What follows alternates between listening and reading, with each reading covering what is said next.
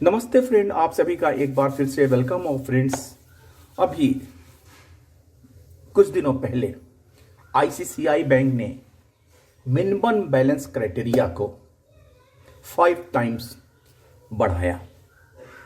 यानी कि urban area, metropolitan में जहां पे 10,000 मिनिमम बैलेंस सेविंग अकाउंट्स में होने थे, उसको बढ़ा के वो उन्होंने 50,000 कर दिया।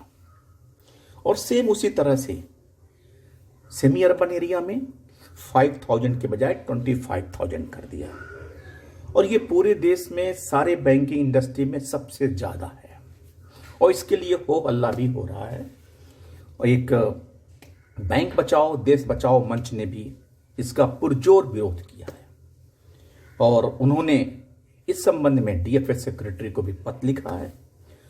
और उन्होंने कहा कि फाइनेंशियल इंक्लूजन, जिसमें बढ़ चढ़ के पब्लिक सेक्टर बैंक्स भाग ले रहे हैं, जहां पे मिनिमम बैलेंस, जीरो बैलेंस से अकाउंट्स खुल रहे हैं, जनधन योजना के, पीएमजेडवाई के, तो उस समय केवल आईसीआईसीआई बैंक का क्या रोल है?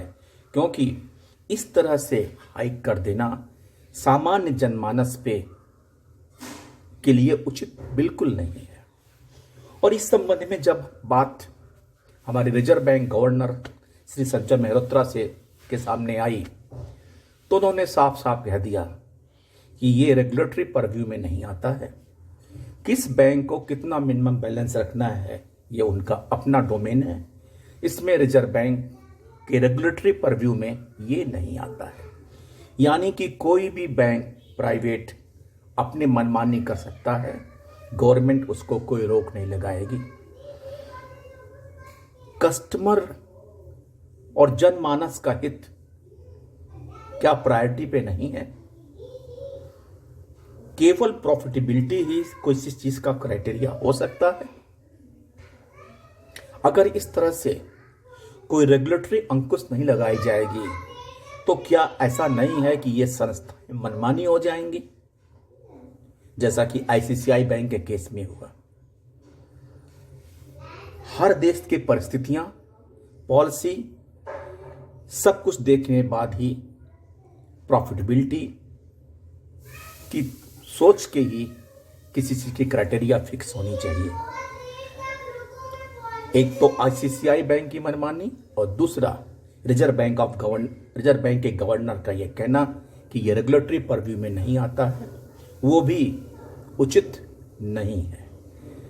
इसलिए गवर्नमेंट को ऐसी पॉलिसी बनानी चाहिए जिसमें बैंकिंग इंडस्ट्री के हर एक इंस्टीट्यूशन पे कहीं ना कहीं अंकुश लगे, और वो देश की इकोनॉमी के साथ साथ लोगों के हित में भी हो।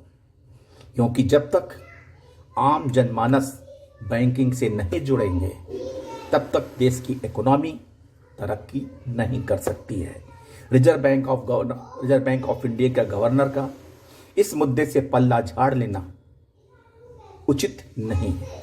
हाँ, डीएफएस सेक्रेटरी को जो पत्र लिखा गया है बैंक बचाओ देश बचाओ मंच की तरफ से, उनकी तरफ से क्या प्रतिक्रिया आती है, यह भी देखना बाकी है। थैंक यू फ्रेंड्स, नमस्ते।